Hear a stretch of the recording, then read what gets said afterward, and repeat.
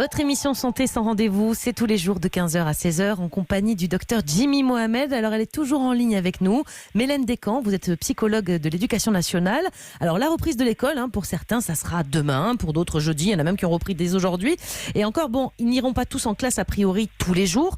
Ça va être compliqué quand même pour eux, pour les enfants, cette organisation qui est plus du tout la même, des règles presque militaires. C'est quand même pas la joie pour eux de retourner en classe dans ces conditions, on est d'accord ? Oui, tout à fait. Ce n'est pas un retour à l'avant et il va falloir du temps pour s'adapter à ces nouveaux rythmes. Mais les enfants, justement, sont capables de s'adapter. Il faut leur faire confiance. Ils sont résilients et les adultes vont tout mettre en place. C'est leur rôle pour justement baliser ce retour avec des rythmes tout à fait différents et des façons d'apprendre peut-être changées également. Docteur Jimmy Mohamed. Et comment faire justement avec les plus jeunes, notamment en maternelle? Alors je crois qu'ils ne rentrent pas tout de suite, mais j'ai vu des règles assez strictes, assez surréalistes. Comment est-ce qu'on pourrait... sections, je crois seulement pour l'instant. Ouais, mais même les grandes sections, ça me semble assez compliqué. Les jeux on n'a pas le droit d'y toucher. Est-ce qu'il faut essayer justement de montrer ça de façon ludique? Je ne sais pas si celui qui a le moins touché un objet gagne à la fin de la journée quelque chose. Comment est-ce qu'on fait pour expliquer à un enfant de grande section comment ne pas être stressé?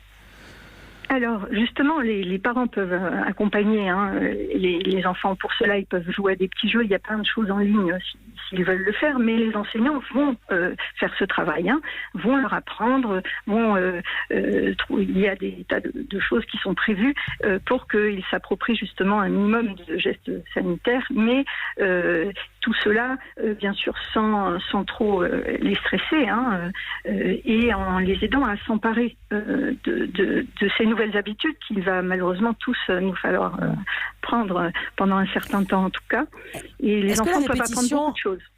Est-ce que la répétition à la maison, là, c'est presque fini, il y en a certains qui retournent dès demain, mais à la maison, répéter les gestes barrières, on se lave bien les mains, on tient la durée qu'il faut. Est-ce que ça peut les sécuriser d'avoir déjà bien répété à la maison tous ces gestes, expliquer qu'il ne faut pas être à plus d'un mètre, à moins d'un mètre, tout ça? Est-ce que ça sécurise un enfant?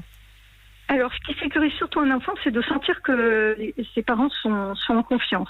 Donc, si on le fait de façon joyeuse, en faisant avec des petites comptines, en faisant avec des petits jeux, en le prenant d'une façon positive, oui, ça peut aider l'enfant à reprendre un sentiment de contrôle, à l'aider à appréhender un petit peu mieux tout cela.